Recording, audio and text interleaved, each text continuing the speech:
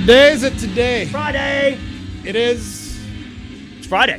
It is. It is. For all intents and purposes. It is to us. I don't rely on a calendar to tell me what day it is. I know what day it is. Rely on the Germanic calendar. I follow a different calendar. The Julian calendar. Named after Julian Lennon, pop star, the non-Yoko son. I thought it was going to be the Trailer Park Boys character. Or that one. Yeah, the guy who wants always running around with a highball glass in his hand with what appears to be Coca-Cola. Yeah, man. Like, how can he look like that and drink that many rum and cokes? I don't know, but he's the one that aged the worst out of the whole fucking bunch. You're not kidding. I don't know. The dude that plays Bubbles looks a little weird, but it's only because when you don't see him in character, he looks like a fucking Martian. Right. And the guy that plays Ricky looks exactly the same as he did years ago. Yeah. Even his fucking hair looks the same. Right. Yeah, that guy, no changes. Bubble, very minor changes. Yeah. Receding hairline's about it. Randy, fucking maybe a little fatter, and that's about it. As he should be. Yeah. You know. Leahy, well, he's dead. He's dead, so I'm sure he looks very different now. Yeah. Phil Collins, he's dead. Damn. I think those are the only ones that have died. Some other ones probably didn't age too well, or the ones that aren't in a part of that anymore, because Bubbles is a creep. Dude, oh yeah, the blonde that played Ricky's wife. Yeah. Ooh, not that she was a dime piece to begin with. No. I mean, she's like, I guess, probably a Canadian hottie. She's probably a 9 in a trailer park way. Yeah. God, but now she just she aged probably about 20 years and 10. Yeah. Yeah. I don't have a whole hell of a lot of room to talk because I, in recent years, kind of put on a lot of like like when you start getting old, your face starts putting on more fucking girth. Yeah. But I don't know. Ever since I've been on this little fucking intermittent fasting thing, I've actually had like 3 different people now say, "Man, you've kind of really lost some weight." And being a goddamn roofer. Well, that's not exactly the highlight of my day, but yeah, but that is certainly a strenuous activity. Yeah, that's not enjoyed by anyone ever. Nobody. Well, and I was actually counting the number of hours I'd been on that fucking roof, and I lost track somewhere. I was up there for 4.5 hours yesterday. The only reason I came down was getting so goddamn dark. I couldn't see my nails. So Well, don't do any peyote buttons and go up there. Well, no. That's kind of goes without saying anyway. You probably don't want to be around a ladder or any other source of gaining that much elevation in a short amount of time. You don't need to be anywhere that's high. The buttons will bring you there themselves. But I've been re-shingling, putting new shingles on. It wasn't a tear-off job. I didn't take it all the way down to bare bones and lay on new shingles and shit like they recommend because, frankly, that shit would be work then. Yeah, tearing up a roof and then putting on a new one. Oh, fuck that. Yeah. That's basically what you're doing, man. Yeah. I mean, really all I'm doing is just button up the new shingles to the existing shingle track, the runs, as it were, and just laying those things fucking down and bang, bang, bang, 4 or 5 nails per, shingle length and move on. And I've gotten somewhere in the ballpark of 30 bundles of shingles out. Damn. Because it was 40. Tired just thinking about it. 40 for the job, so I've got 30 down. I got 10 more to go. Man, I was really tempted to get back up there and get a lot done today. After that shit I did yesterday, fuck that. I'm shocked you were able to get up there and do as much as you did the way you were walking around yesterday. Man, well, and I wasn't walking a whole hell of a lot better today. Yeah. And you were getting a little aged for that shit. And then on top of that, then that little pernicious goddamn rheumatoid arthritis starts firing up in both wrists at the same time yesterday. Damn. Yeah. Damn. Yeah. So real fun times. Fun times. Good time to be alive. Yeah. I guess. Catching us on a Wednesday, and a lot of that is because I don't know if any of you heard, but we're going to go catch a show. So. Yeah, we're going to go see Ozzy pissed on the Alamo there. We're obviously talking about Killing Notes. Yes. Cannot wait to go to San Antonio to catch them. Yeah, it's clearly going to Tool if you fucking caught any podcast prior to this one at all. We haven't brought it up that much. Yeah. Well, but I will say this is going to be a new experience. I've never set foot in fucking San Antonio. I was there like 93 to do the whole fucking SeaWorld, Fiesta, Texas, Schlitterbahn fucking kind of circuit. Right. But that was a long fucking time ago. Well, yeah, it was 23 years ago, 26 years ago. Yeah. I'm sure it's changed a little bit. Yeah. I don't know, but we're not fucking there to sightsee, so. No. As a matter of fact, as far as us being there, we're going to be there a day and a half. Yeah. By design. I mean, frankly, not going there to fuck off and take in the sights as one might do. No, this is not a leisure trip. If it was a leisure trip, there's a lot of other places we could go. Yeah, San Antonio wouldn't be top of the list at all, but it is bizarre. We're going to get the fuck out of town right about the time Old Man Winter comes kicking everybody's ass. Because we know how to live life. We know when to get the fuck out of here. I guess you would say maybe the second blast of winter, even though it's fucking not wintertime, but coming through. Because we had kind of a cold snap here, a couple of weeks ago, which really wasn't too bad. This shit apparently going to be blowing like a bitch tomorrow night, lows down in the mid-20s, snow, and we're going to be fuck out of here. We're going to go down nearly to Mexico, so. Yeah, goddamn, it's weird that we're going to be that close to the goddamn border. We're already pretty close to the border as it is. San Antonio's probably a half hour, 45 minutes from the border? Goddamn, I didn't think it was that close. Wow. I don't know. I could just be talking out my ass, too. I don't know. It's like right there. Yeah. I mean, it's not exactly Laredo close, but it's close. But looking forward to seeing Tool, which a lot of people online. I find the ones that are talking a lot of mad shit about Tool are the ones that were not able to score tickets. So yeah. Or the ones that did the Tool Army thing and was like, oh, this wasn't for a pre-order. Yeah. Hatred, which I get. I do get it, but eventually you got to let that shit go. Well, and on top of that, if you're signing up for Tool Army shit, then you're going to get a bundle of swag apparently at some point between now and 2020, which apparently it's starting to finally send now on some of this shit, and also CDs. Because I'd went ahead when they said that they had a limited run of their, they call it their deluxe CD. Just call it the CD, because they're not selling anything plain Jane. Yeah, they don't even have fucking vinyls. Yeah. But so they're cranking those out. Said they had a limited supply, and I thought, fuck it, I'm going to jump on this shit since I kind of missed my window on the first run. Yeah. Yeah, and I'd sent them an email saying, hey, where's my shit? I mean, it's been a while. You guys said you were going to ship these by the end of September, and here it is October, and I got an unforeseen overload of it's like, whoa. How are you guys not prepared for this?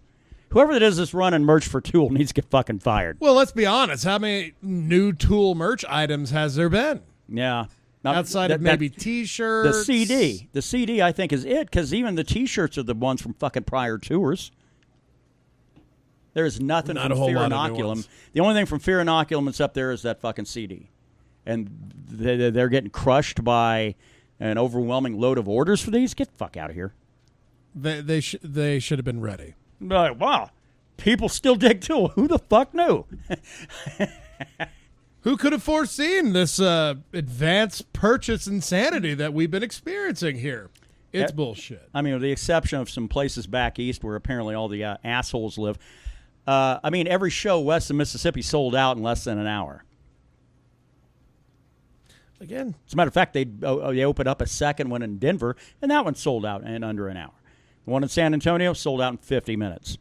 I mean, back east there was some like I think Cleveland or somewhere. One of these asshole cities that might host like a rock and roll museum, but they don't know what the hell they're talking about. Right. That like went actually like a day and a half or some shit. Yeah, how many shirts Tool has on their official store? A lot, wasn't it? On their official store, 4. Okay. Unless that is just, oh wait, these are featured products. Hold on a second. Yeah, because I think they have some from past tours, if I'm not mistaken. Okay, they have a fairly decent mix. But if you're looking for anything Fear Inoculum related, you're shit out of luck. You're going to have better chances of getting something that's inspired by like classic 90s Metallica design. Right. No, there was really nothing that caught my eye. So. Yeah, it's all tour shirts. The only thing that makes the shirts different are the fact that it's like, this is Grand Prairie, Texas shirt. This is San Jose shirt. Yeah. Yeah, but quite a number of them, right? Yeah, 84. Okay. That's all. They have 84 products on their website. Yeah. And yet, apparently they, I guess a lot of those probably sat in their little merchandise for a very long time, release Fear Inoculum, and suddenly it blows up, and I'm like, what? How'd this happen, Myrtle? Who'd have thought that? God damn. This might be, I don't know, man. Maybe they really thought it wasn't going to do nothing. Man, Maybe they thought the hardcores would get it, and they'd tour for a month and call it good. Is that one dummy, Taylor Swift, right? Yeah. Yeah. I mean, because, goddamn, man, even because she'd put out some, and then, like, you know, usually she releases something, gets on top of Billboard's top 100 for like 6 months, and that's good. Yeah. She was up there like 2 weeks, and Tool bounced her off of that. Well, I mean, who didn't see this? You know, and the only chief complaints I keep finding, people saying, well, it just sounds like Maynard's mailing it in, which cut the guy some slack. He's fucking in his 50s now. And on top of that, is Fear Inoculum strike you as a record that requires some real lively, screaming kind of shit like back in the old days? It would sound out of place to me. I don't think so. I really don't. Just for the simple fact that was 13 years ago, man. Yeah. No, it's crazy. We've had 2 different presidents since then. Yeah.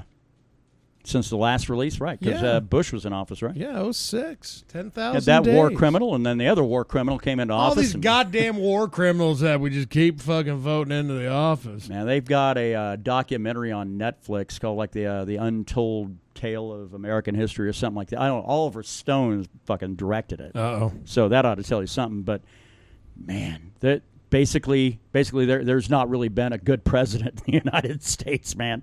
I mean, they pick it apart from like basically the turn of the last century up until Obama. And, man, they pick every one of them apart. Kind of even Kennedy. But then they kind of say, well, yeah, but toward the end, he was trying to pursue peace, and then he was killed, blah, blah, blah. So they even tried to put like a positive glaze on him. A little bit. Even with fucking Marilyn Monroe? Yeah. Because, I mean, they didn't really look into a lot of the scandalous shit. Oh, okay. They didn't mention one blowjob when they got around the Clinton presidency, but... No, well, of course. The blowjob. But, I mean, there's all these people still with all this rage against George W. Bush for getting us involved in Afghanistan, Iraq, and all this other shit. And then they roll out a whole bunch of statistics about all the drone killings under the Obama administration. Like, wow, we're giving that guy a free pass. Holy shit. There's never been a good one. I don't think there's ever been a good one. Yeah, man, I think we got way too far. We should have voted in Dukakis, man. Goddamn, I don't even remember when the hell he ran against Bush. The first one? Yeah. The first criminal Bush? Well, not to get terribly involved in political shit or nothing. Yeah, man. We're going to Tool in 2 days. Yeah. But anyway, bringing this on a Wednesday because, 2 slackers you're listening to right now decided, fuck work. We're just going to go ahead and take some days off, go down, party, hang out, watch Tool. Come back, get ready to fucking rejoin the world. Yeah. It is admittedly kind of a quick turnaround, but it could have been quicker. We could have left day of show, got down there, caught the show, but just worn the fuck out. Drag back like some off The Walking Dead to a hotel and scoot back early Saturday. That's the only way to have condensed it even more. And frankly, I don't want to go to that show feeling like I need a nap. I agree. Yeah, because if we have to rush, and that's what we'd be doing. Yeah. It's no fun to rush. Yeah. And I mean, and about everything around, it's all in our bubble. I mean, Denver's like 7.5 hours, Austin 7.5, San Antonio 7.5, Oklahoma City 6. It's not. I mean, we're not in the best spot to go see big gigs, unless I go to Albuquerque, and even then. Yeah, but Albuquerque, man, you're gonna catch bands on like a Tuesday, if they even go near Albuquerque. Right. And it's probably going to be at Sunshine. It's not going to be a big venue. Yeah. And that's just why you don't see a lot of huge metal acts playing Albuquerque, because that's the one thing they got to do. They have to play Sunshine Theater or maybe the El Rey. Metal, well, let's see. Let me pull up Sunshine Theater.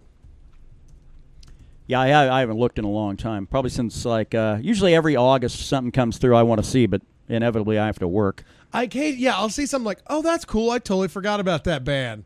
Oh, they're going to be there on a Wednesday. Yeah. And tickets are like $12. Let's see.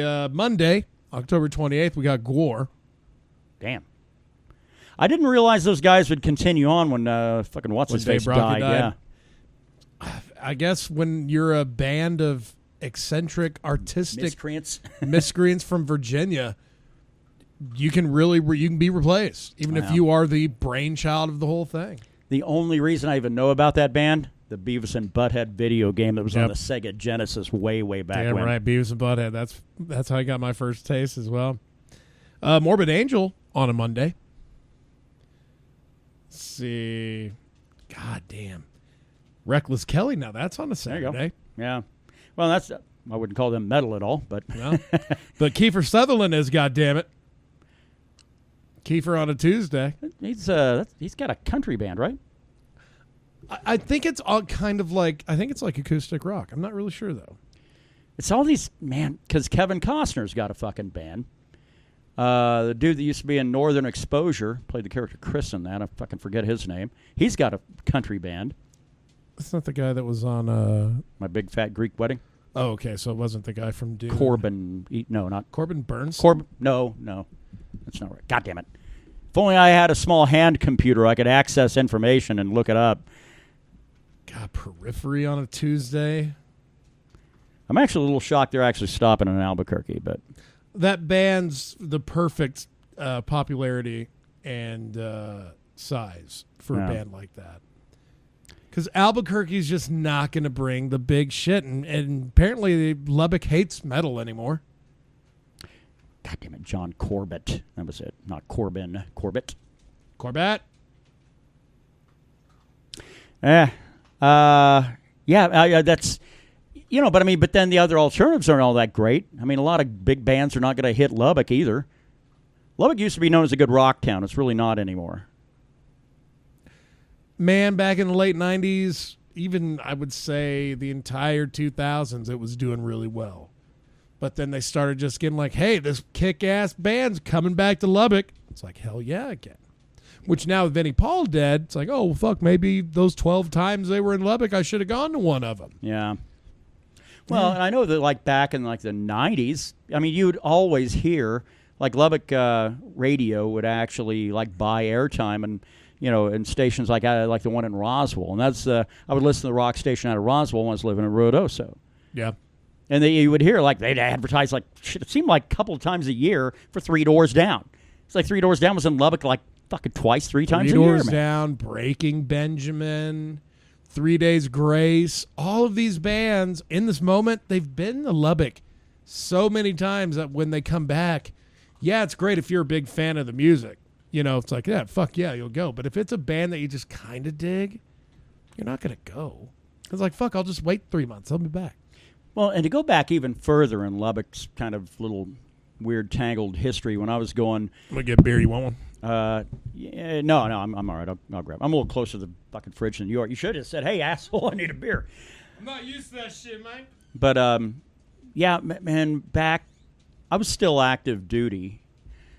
And I would go to Lubbock, and we'd go to this one barbecue place. Well, it was Stubbs, is what it was.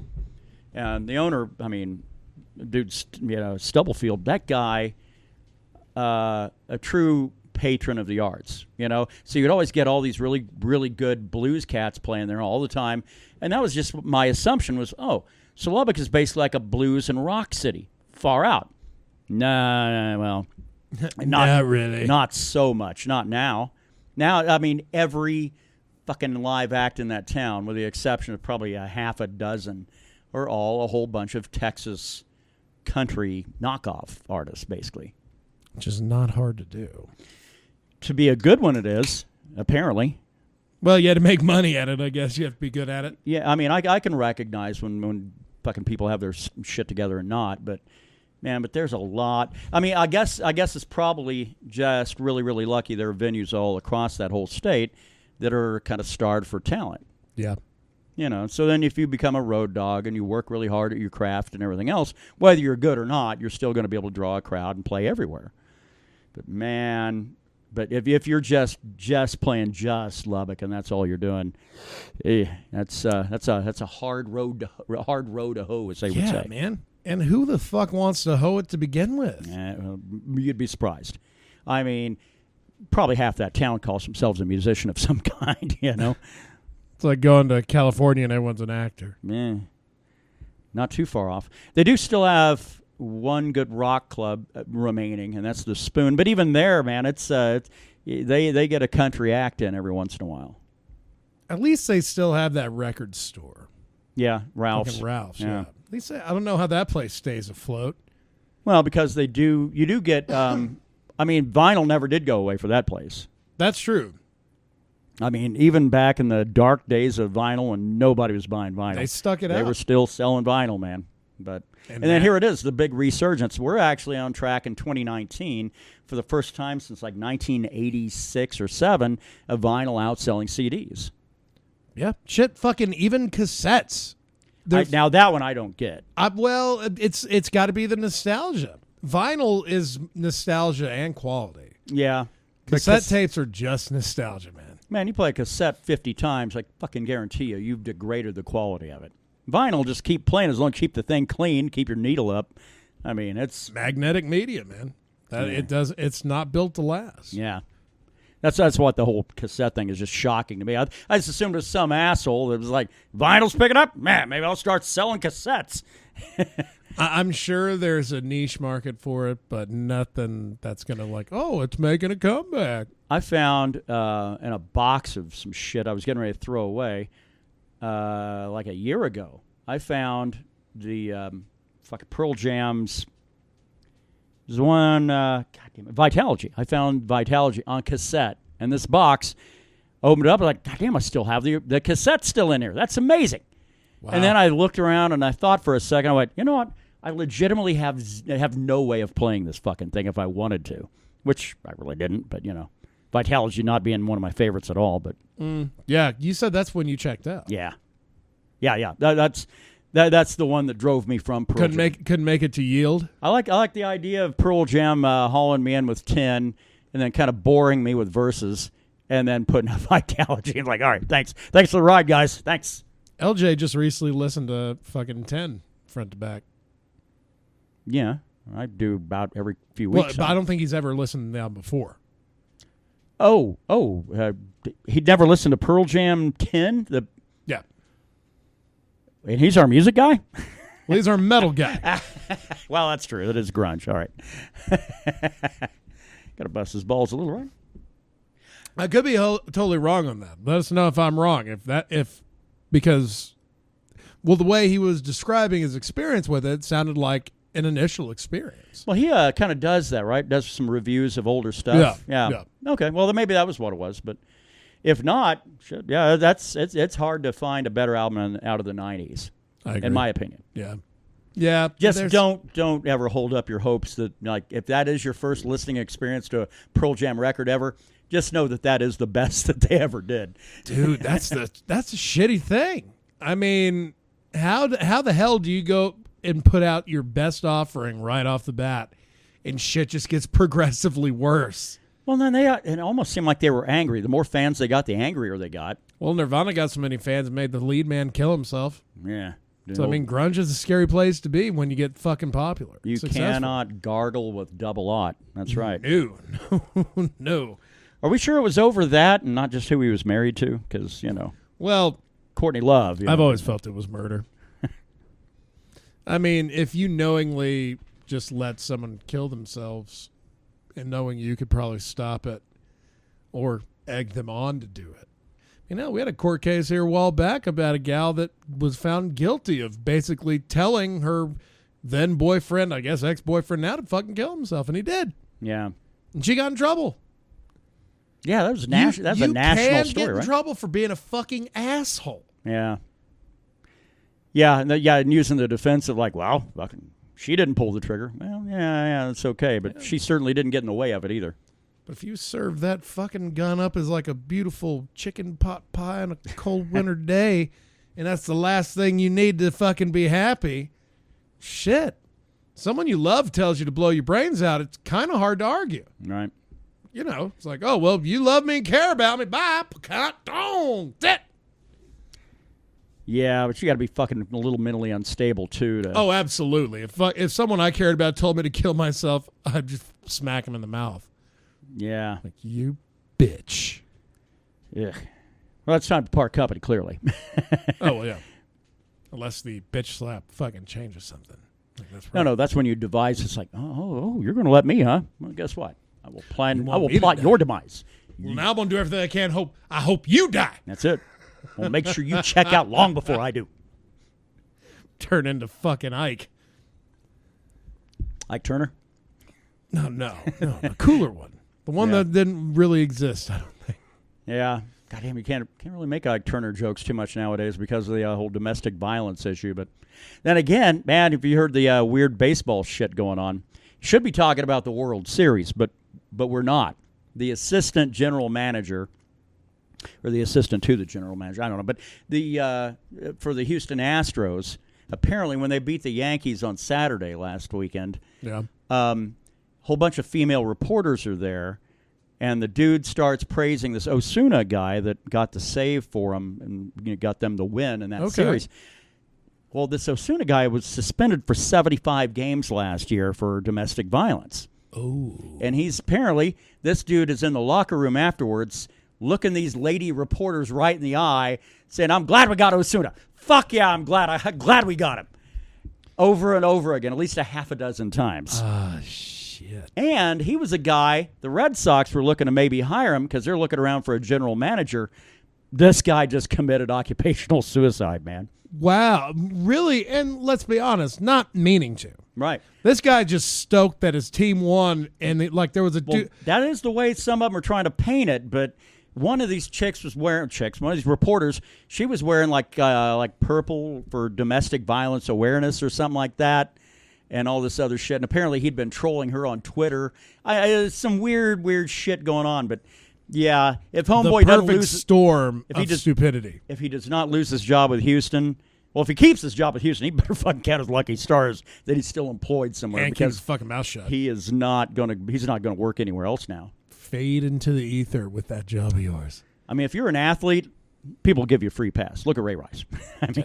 Look at Ray Lewis. Or Ray Lewis. Yeah. Ray Rice and Ray Lewis. Well, yeah. Ray Lewis never beat anybody. He just murdered people. Yeah. Which actually try finding information on that nowadays. Not the easiest thing to do. Harder than you think. Wikipedia has a little jibber jabber about it, but it doesn't go ad nauseum at it. I remember when that shit was brand new. We heard about it every day on the news. Yeah, Ray Lewis was like, now you search for it online, about the best you can come up with is, obstruction of justice or something. Yeah, he was totally exonerated of murder. Well, yeah, but he was certainly where a murder went on. Hey, man, OJ got out. Yeah, now that guy taught us a valuable lesson, is that it might be better to go to prison for murder than it would be, because basically if you got a weird, crazy guy with a handlebar mustache who's pissed off at you, you're going to lose every earthly possession that you'll ever have, ever. Well, he still seems awkwardly happy about it. OJ? Yeah, he has that fucking Twitter page. Yeah. Which no one's mentioned in a long time, so I'm guessing maybe he either doesn't use it anymore or it's just gotten less weird, but it was pretty weird there for one moment. Yeah, like actually threatened some dude with a knife, right? I mean, which is fucking crazy. I mean, if you're using that part of your past to like make caca jokes on Twitter.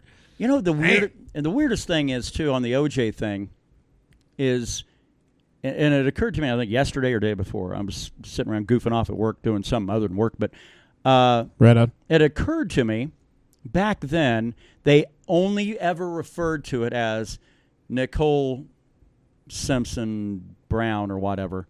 Brown Simpson. Yeah? I don't know. Nicole Brown Simpson. Yeah, I stand corrected. But Nicole Brown Simpson and her friend, that's all they ever fucking referred to this guy. Not her bang buddy, not her boyfriend, just her and her friend. They were just pals. Palling around, man. But if they were just palling around, would OJ have killed those two? Well, he hasn't made any comments about like head injuries. Which wouldn't that be something? If he fucking was like, man, yeah, I did do all that, but it's because I have the brain of a 90-year-old. Yeah, through all the trauma shit, the TBI stuff, I guess, or whatever. Yeah, fucking little CTE shit going on there. Which, let's face it, frankly, if you're an NFL player, you probably get a free pass for murdering folk if you want. Unless you're a kicker.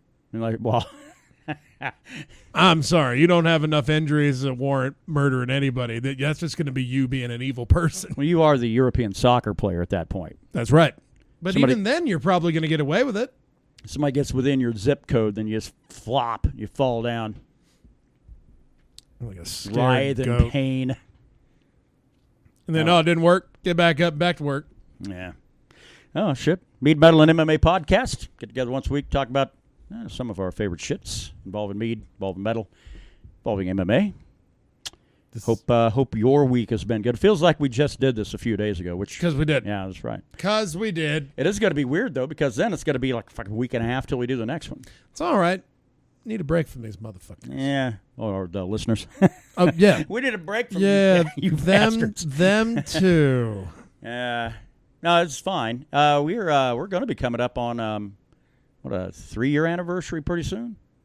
Yeah, end of November, I believe. Yeah. Somewhere usually right around Thanksgiving, I think, is when we started doing this shit back in 2016. Yeah. Oopa. Man, you think we'd learn? Yeah, you think we would have stopped by now. Or at least taken a week off somewhere. Yeah. Apparently we feel like people need to hear our voice really badly. Very bad. Very bad. And they do, as they should. Songbirds of our particular various generations. We could have taken this on the road and gathered up all our gear and taken it down to San Antonio. I didn't want to do this shit from a hotel. I mean, I didn't mind going down to my brother's house because, he lives in an apartment. We can get loud and rowdy. It's fine. Hotels, people fucking they draw the line a little more closely. Yeah. Oh, yeah. You don't want to be, especially probably in San Antonio on a weekend where they go from being packed for Tool to being packed for Spurs game. Yeah. Because the NBA season kicks off, or has kicked off. Doesn't it start like the 22nd or something like that? I don't know. Maybe. I know NHL season started here a couple of weeks ago because I'd actually watched an NHL game, oddly enough. Damn, which one? The fuck was it? It was it? No, it wasn't Washington. Yeah, it tells you how great that game was. I was like, oh, hey, hockey's on. Big fucking deal. Colorado Avalanche, and they ended up whooping some, I don't know, but put up like 5 fucking goals in the first period. Damn. Something crazy like that. It's a video game right there. Seems like. Arizona has some of the coolest fucking designed alternate jerseys. Yeah. They are fucking cool, man. I'm guessing the NBA. Yeah, I know there's live games on today, but these are fucking preseason. Well, I'm actually not 100% sure when their damn season starts, man. Sorry. Because, they're given standings, but that's from last year, so. Let's see here. When does the NBA season start? That motherfucker starts.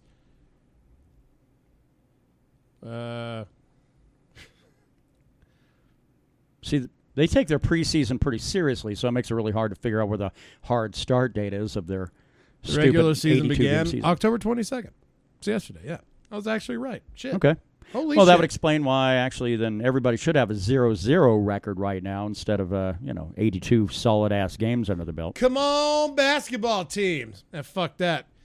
Let's give a fuck about them 49ers. They're undefeated streak. Yeah. Haven't even brought it up once.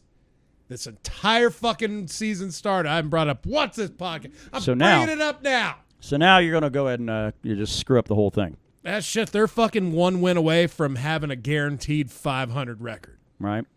Like no losing record. Shit. That, and I'm undefeated in fucking fantasy football too. Putting the second whoop-whoop on everybody. We're replacing the Mead update with the fantasy football update, and it's a real short one. I'm doing good, and everyone else sucks. Yeah. It's kind of funny because actually when the football season started, I couldn't hardly get on social media without getting it jammed down my throat of how great the Cowboys are. But things got really quiet here lately. For about 3 weeks. Yeah. 3 weeks got real quiet. And then all of a sudden, them motherfuckers pull one out of their ass. They come back. Granted, the ones that I thought would come back didn't. Because, of course, we all have Cowboy fans that are friends. Right. There was one that I thought would come out that did not.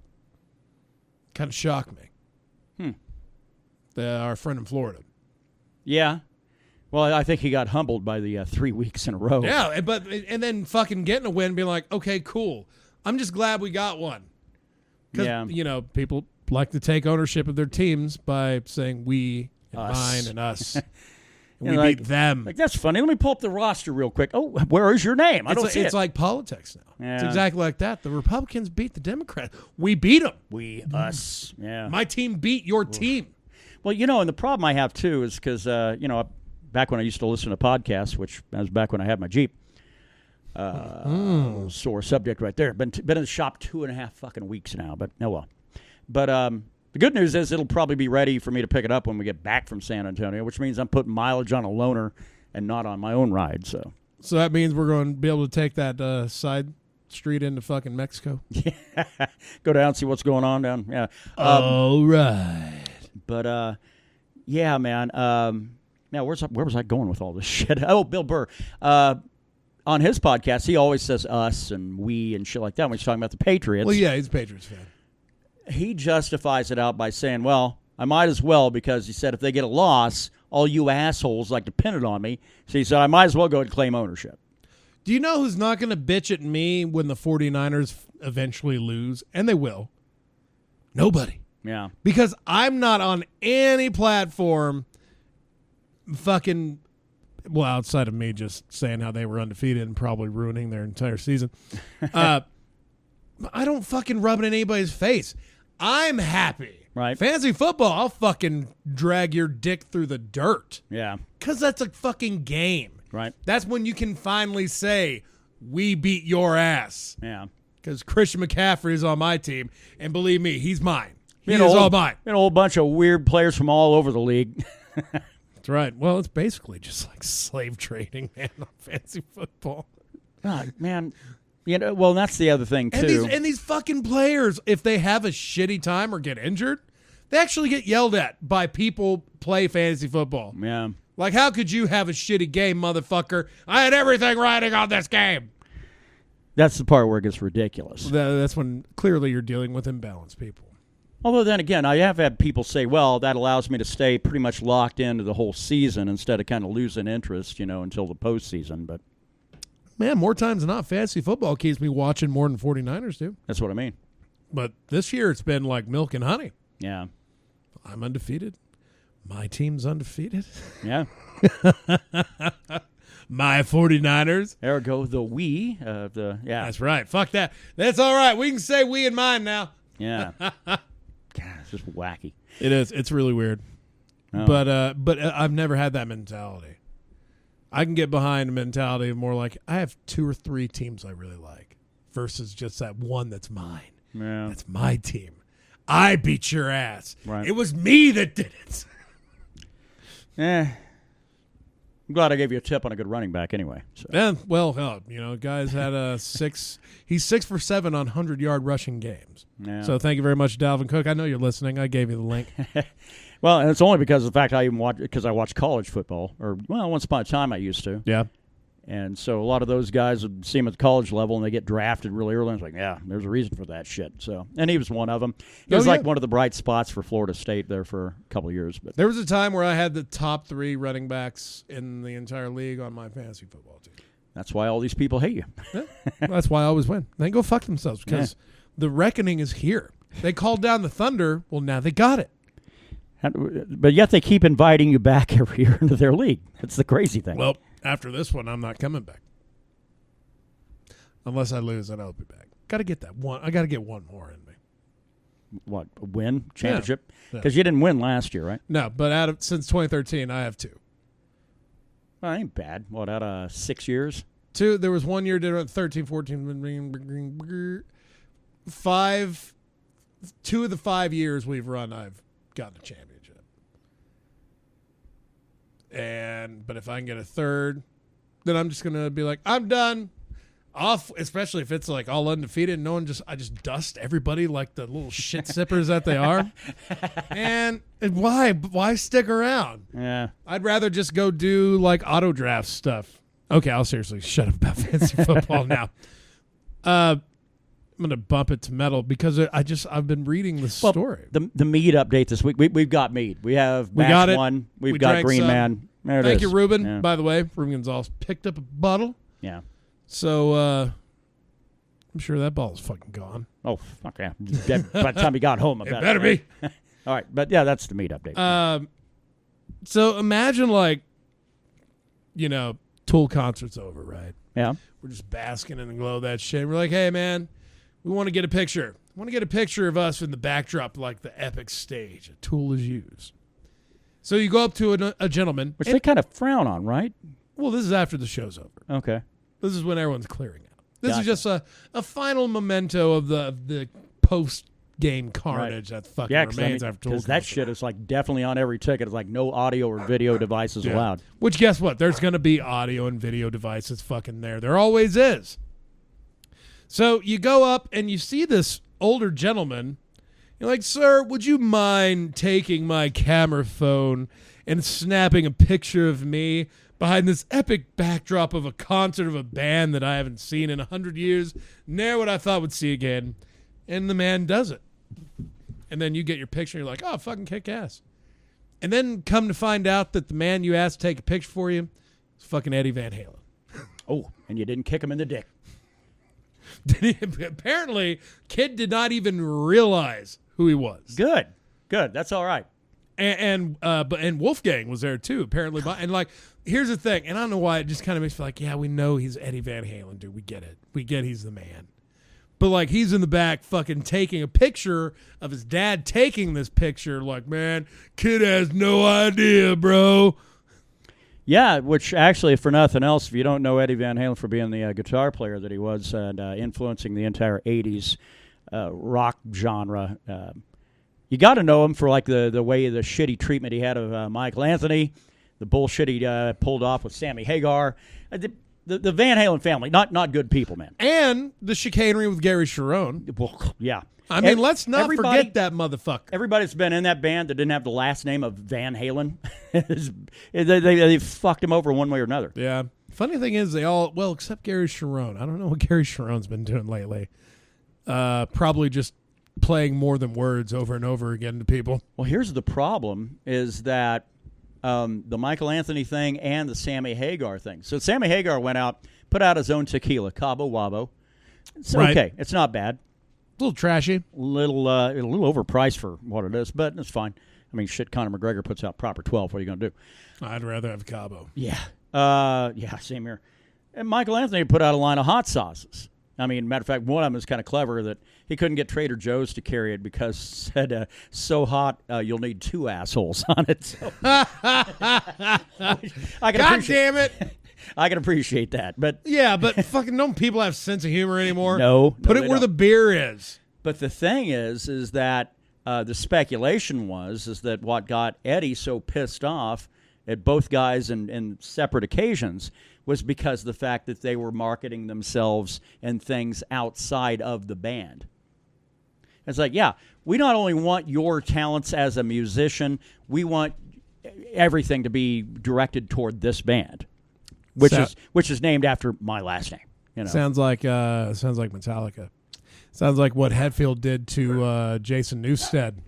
When clearly Metallica wasn't going to be making any music for any time soon, fucking Jason Newsted wanted to go do this stuff with a band called Echo Brain, and Hetfield fucking lost his shit. That's why Jason Newsted basically said, well, fuck you, I have to get out of here. I cannot stop doing music just because you guys are in a weird existential tiff. Yeah, well, I kind of get it with Metallica because the core of them, you got your, your Hetfield and your Lars. I mean, really Hetfield and Lars, throw in Kirk, I guess. But they've been around. Goddamn, when did they form? 81. Yeah. I mean, yeah, but you can't go limiting other people that want to pursue things that are well outside of the realm of what you're doing as a band. Yeah. I could get it. I'd understand, like if Michael Anthony is like, hey, since we're not on tour or in the studio right now, I'm going to go help out this other band. I get that. I understand it. But if you're doing something that's not even fucking related to the band at all. It's even worse. Oh, my God. Yeah. Oh. What else we got going on for metal this week, sir? It's fucking Robert Trujillo's birthday. Hey, what do you know? Best bass player in all of metal? Yeah. Got to share a band with him at one time. Of course, at that time, I was a monkey. A monkey.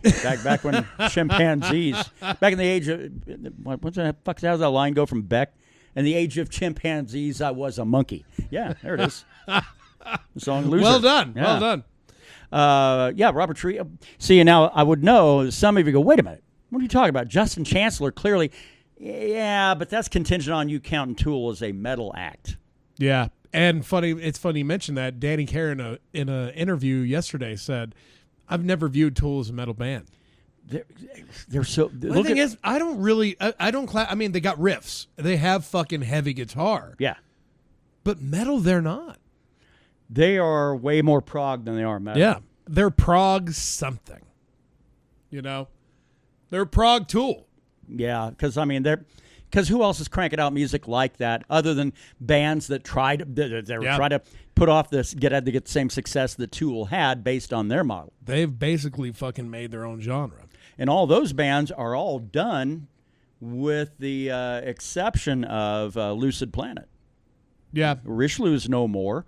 There's a variety of kind of copycat bands, and they're not around anymore. You would think that those bands would do really well, knowing that Tool hasn't put anything out in so many years, but apparently they need Tool to be active to kind of stick around. It is kind of the irony. Yeah. It's like, well, shit, you guys got to be doing stuff so people realize who we're kind of paying homage to. Yeah. Like I said, Lucid Planet's the only one. And they're from Australia, and Australia plays by different rules than everybody else anyway. Robert Trujillo probably has the most badass fucking bands he's played for in the past list ever. Suicidal Tendencies, Metallica, clearly. Yeah. Infectious Grooves. Yeah. Black Label Society with fucking... I forgot he was fucking in that band, yeah. Jerry Cantrell and his solo shit. Yeah. Ozzy Osbourne.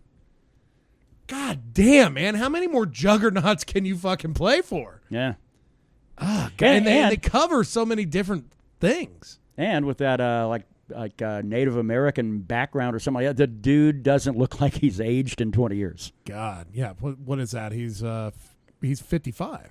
Yeah. Oh, yeah. Dude's getting up there. Dude looks the same as he did when he was 35. Yeah. Just as scary. I wouldn't want to fucking fight him. Nah. Which is funny because you contrast him against, say, Kirk Hammett.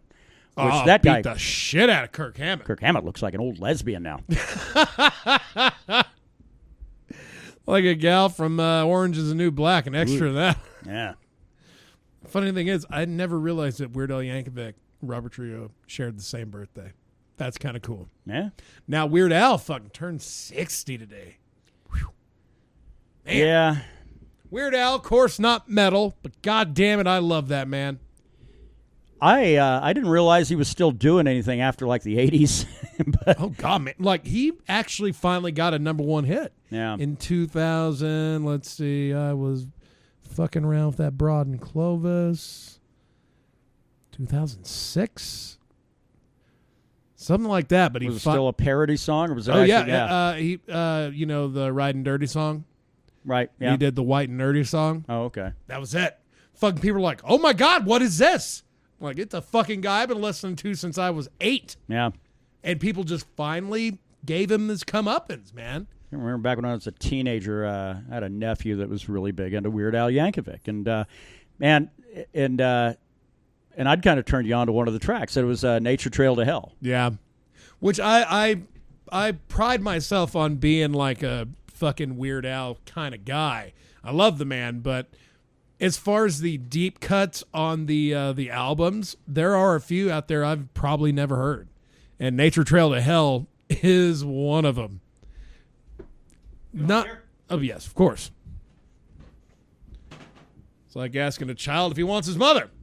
You said you are good, yeah? Oh no, I said I want a beer. Oh, tough shit. We got a problem here. There you go. Thank you, homie. So, in closing, we're going to Tool on Friday. Yeah, Killer Note, never heard of him.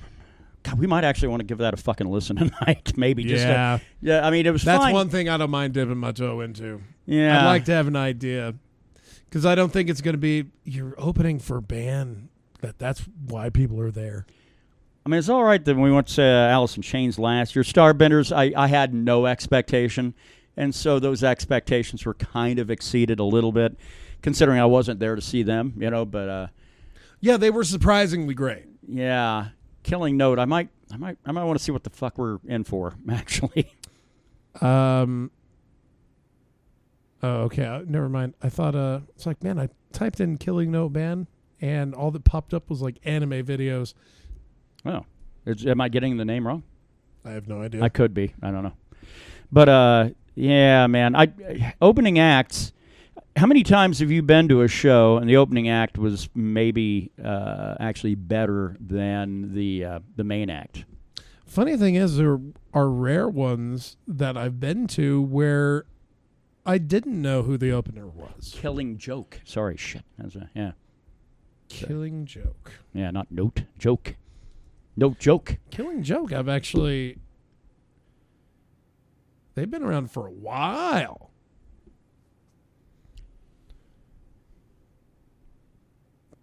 Yeah, fucking active from 78 to 96 and 02 to present. Wow. That's, okay. So to say that they're certainly a veteran band is probably passable, but... Yeah, which is really funny, yeah. A British band, fucking English rock band. Yeah. But anyway, on the question, have you actually seen an opening act that you thought actually probably kicked everybody's ass harder than the main act? I mean, I have not. Whether I knew who they were beforehand or not. Yeah. There was a band when I went to go see Motley Crue in Lubbock in 97. They were called Noise Therapy. And they were the genre of music that I was just really digging at the time. That teenage nu metal, fucking anger, sadness, no one gets me, and fuck the world for not getting me. Right. And they came out and did their thing, and I was just like, wow, these fuckers are amazing. And then Motley Crue came out, and I was like, cool. I know all your shit, so I'm not really blown away. Yeah. I'm blown away by seeing you guys, up there on stage doing your shit. But their set didn't blow me away at all. Noise Therapy fucking really blew me away. Cool. That's probably the only one, though. Now, my brother Daryl tells the tale of wanted to go see Black Sabbath. It was like the last tour with Ozzy. And yeah, Daryl's, he's an old cat, older than I am. But yeah, it was like the last tour with Ozzy, with Black Sabbath, at least, that time around anyway. So I don't know, back in the late, 78, 79, I don't know, somewhere in that area. And that was, their opening act apparently blew everybody away to where it was like, Black who? Sabbath? What? That opening act? Van Halen. Yeah. Fuck, Pantera did that a lot, too. Pantera opened for Ozzy. Yeah. Like 1990. Ozzy's got to be a little wary of opening acts. Yeah, like, man, I don't want y'all fucking making me look like an asshole. But yeah, that's crazy how... But usually it's a band that's going to come along and rule the world for a little bit. Yeah. And both Van Halen and fucking Slayer. Slayer, I don't know if Slayer ever opened for anybody. I feel like they just started. We good with metal? On to the MMA side of things. I want to make sure this is timed out to, about what it would take to drive from, say, Austin to San Antonio to keep certain cats entertained, Oh, yeah, well, we're getting real close to that point, actually. Yeah, right. Which, by the way, apparently Killing Joke, one last quick note on that, the members in the band are the fucking members from 79. Wow. That's pretty crazy. Gonna look like we're taking in like an Emerson, Lake and Palmer concert. Damn, but apparently they That, just like with a lot of other bands, they have a lot of problems with bass players. Yeah. It's always bass players or drummers. You ever notice that shit? Always. It's like the fucking rhythm section. Get your shit together. Because if it's a singer, you're either fucked or you're going to get the old guy back. Yeah. It's like with fucking Motley Crue. They got rid of Vince Neil, got that other guy, put out an album, and people hated it. And they toured and they hated it. So they got rid of him and got Vince Neil back. Because they're like, we're going to fucking have to hang it up. You went Motley Crue. I thought you were getting ready to say Molly Hatchet. I was going to say, yeah, that's the weird thing. Because they'd had their original dude, put out like the first 3 albums, I want to say, brought in this great big old hoss of a man, this big old fat guy, put out like a couple of records, and then like, they brought back the original dude. So then every time that they would go on tour, it's like, which lead singer they got for him this time around?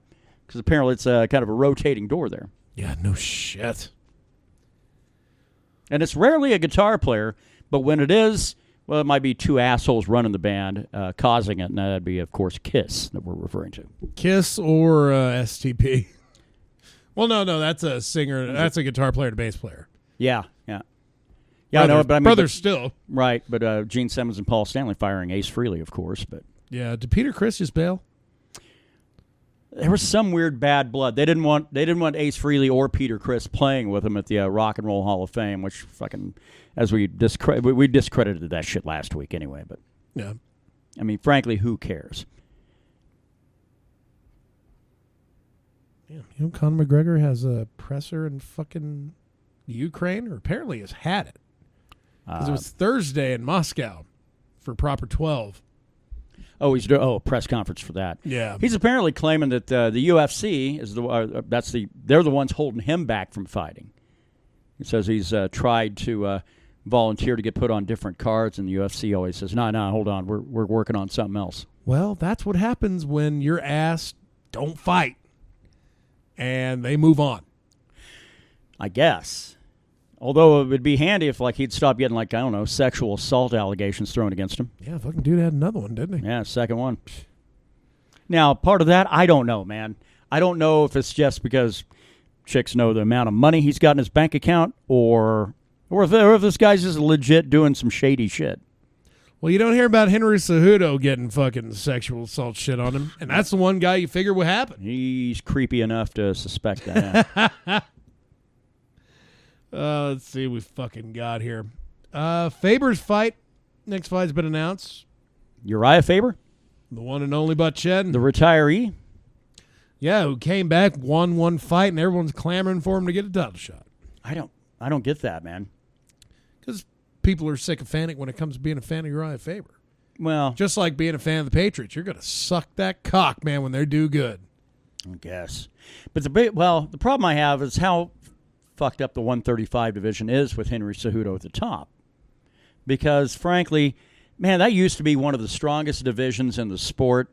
UFC's 135 division now is kind of a joke. Wouldn't you think TJ Dillashaw also had something to do with that? Yeah, well, that was the whole thing, is because Dillashaw basically cleared out everybody. Well, and then his whole matters came up, and then they fucking evened himself. Then they had Cejudo fight some guy that didn't deserve to be fighting for 135 anyway. But they wanted to make sure that Cejudo had 2 straps, the same way that they've been promoting him as the Olympic gold medalist, which that's fine. He is. I'm not disputing Ain't no lie. that. But okay. I mean, because the UFC doesn't like to acknowledge Bellator exists. They don't like to acknowledge ONE FC. None of this shit. But they will acknowledge the Olympic team and shit that they can use to further their own marketing of their own fights. They acknowledge Brock Lesnar was a former professional wrestler. Yeah. Because they knew that would make money. That's why CM Punk got to fucking have his first fight ever in the UFC on a main card of a pay-per-view in his hometown. Yeah. The fuck, man? Well, because the UFC is not going to turn down a good story and something that'll make them money. Well, that's why this Masvidal Diaz card on the 2nd is so intriguing. Yeah. I mean, the fight's already kick-ass. You know? It doesn't need a belt. That could be your main event without the BMF belt. I still don't understand the promotion always wanting to make sure it's a title on the line. Well, they have enough where it could be. If they fucking did it right, they would have at least one championship fight every pay-per-view. Well, but then they try to stack it in 2 or 3, championship fights, trying to sell fights. how casual of a fan are you? It's like, I ain't going to buy that pay-per-view unless there's a championship on the line. Yeah, shit. I mean, we're going to hit a card down the road, I bet, where every fight on the pay-per-view is a title fight. God, yeah. Why the fuck not? Oh, they'll probably do that shit on like a UFC 300 or whatever. Ooh. Now we're almost halfway there to that. Yeah. We do have a card on us. Well, this card will 6 be a.m. done. in Singapore. This card will be done probably as we'll be getting started, just as we're getting started to head back. I bet it's wrapping up about the time we're getting ready to head back. Because the main event, I think, starts 6 a.m. New Mexico time, right? Yeah, 7 a.m. Tejas. Yeah. The main card probably be kicking off just we're bailing. Yeah. Or rising, Right. depending. But yeah, out of Singapore, the headquarter city-state for one championship. And they're really, you figure you go into someone else's backyard, you want to bring the heat. Be like, hey, motherfuckers, we're the UFC, and, we can do it too, which is funny. You're going into a place where you're like the second fucking organization. Right. And that's why they're bringing Ben Askren and Damian Maia with them. That, man, I don't know why, like, half of me is like, man, that's fucking going to be an amazing fight. Or an amazingly boring fight. Yeah.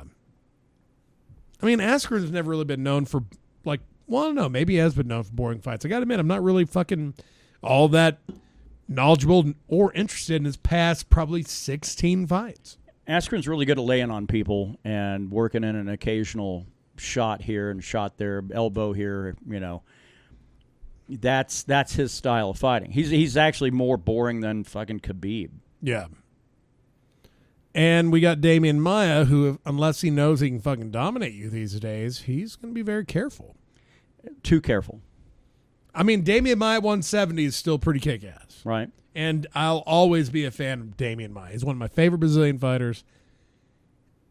This could be, like I said, it's either going to be a goddamn clinic on both sides or it's going to be a boring motherfucker. Your co-main, just Stephen Ray fighting Michael Johnson, which I think this is going to be at 145.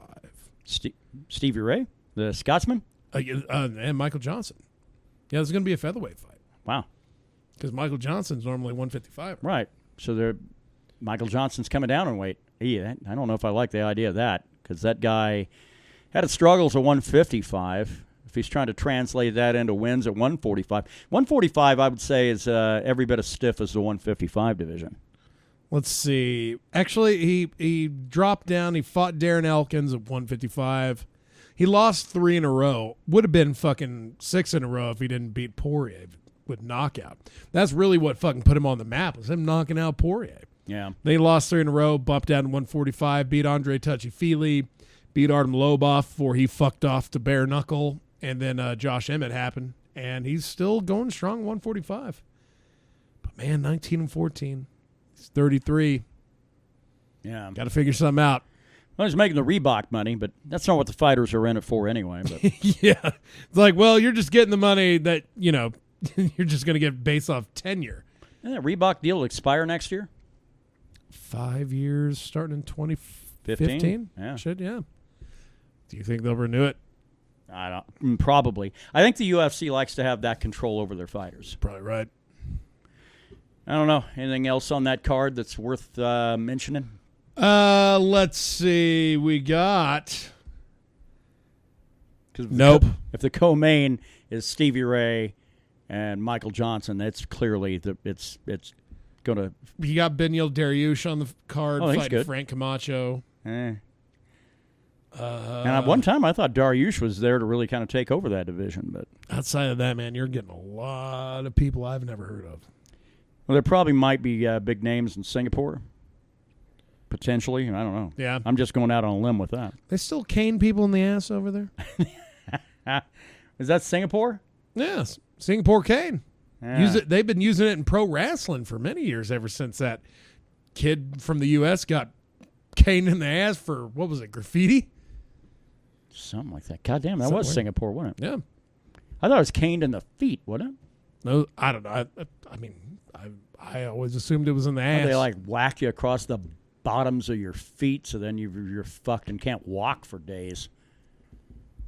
Although if it was in the ass, that'd be kind of quite the ramped up spanking then, wouldn't it? Yeah, with it being, and especially with it being someone from the U.S. God damn it. Well, we might as well get to picks if I can see exactly how that went down before we wrap up our picks. I'll say what it is. So what are you going to be drinking tonight, man? Oh, just the old Budweiser and rye, kind of a standard day. Had to pick up the bottle of Bullet Rye because apparently we went a little wild on the last one, and it was the last two. Well, shit, we were getting wild on just some shit we were trying to find in your goddamn liquor cabinet. Yeah. It was like, I got up this morning, it's like, Jim Beam. Oh yeah, that's right. Like, what's that shit doing out? Oh, my God. And drink a choice for you, sir. Jim Beam, probably? I don't know. It tasted weird. I don't do good with liquor that's been, like, in the darkness for years. Yeah. I don't know how long it's been down there. I don't even remember how the fuck that bottle even got in this house. Because I swear to God, I ain't buying no goddamn Jim Beam. Ah, man. We jamming? I don't know. That's always a weird one when you're getting ready to go to a show. I mean, do you start playing a whole lot of that artist? Nope. Or do you try to go into a kind of a media blackout with them? I think you've saved that shit for the ride back. Yeah. When you'll need it.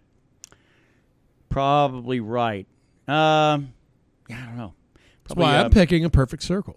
Good man. Yeah. Well, I'll go with Pussifer. There you go. Hey, there you go. All right. Fuck. See, yeah, we know our workaround. I don't know. Probably might go Alice in Chains, like Rainier Fog. Nice. Yeah, because it has been a year. And it'd be kind of cool, like, go to a concert a year and jam the band you saw last year when you're going to see the current one. Right. I'm going to go fucking Typo Negative. Good man. Because it'll help me sleep when I'm in a weird hotel room in a strange land. Well, we were just talking about Phil Steele the other day, too. Because that was, or Peter Steele, God, who is Phil Steele? Oh, he's the college football analyst guy. But one of those that, I mean, there are certain bands that, man, they go, break up because of like a death or whatever. And then years later, then suddenly, oh yeah, well we've got this that we're wanting to crank this out. It was some stuff that was almost done, but we put the finishing touches on. Here it is. Enjoy. That's one of those probably be a little tough to really enjoy, wouldn't it? Probably. Because that was kind of the rumor with apparently Blind Melon that there was some shit that was supposedly in the works, and I don't know that I'd want to check it out now, but maybe. Yeah. Because I wasn't a diehard fan at the time. That's actually, we could do a whole podcast probably about that. Yeah. Do we want to hear that shit? Right. Yeah. MMA. Shit. Damian Maia, Ben Askren, who you got? I can't stand Askren, but I'd love to see him get 2 losses in a row. I'd love to see him get caught up in some like weird like fucking Japanese necktie or something like that. Well, you get fucking flattened in his second fight. His third fight, he might tap. Yeah. Tap or go out? What do you think's worse? Askren would probably go out, but I think tapping is worse. Well, he is good at going out. Yeah. I don't know. Well, let's see. Think Michael Johnson gets it done again? No. Okay. I think that guy's better years behind him. Yeah. Bellator waits. Bellator? We got a Bellator card tonight? No, Bellator waits for Michael Johnson. Oh, for that? I was like, wow, we got a fight on tonight? No, we do not. It's Wednesday. Yeah. Oh. Describing the caning day, Michael P. Fay told Reuters he did not know the time had come for punishment when he was taken from his cell. He said he was bent over a trestle so his buttocks stuck out, with his hands and feet buckled to the structure. He was naked except for a protective rubber pad fixed to his back.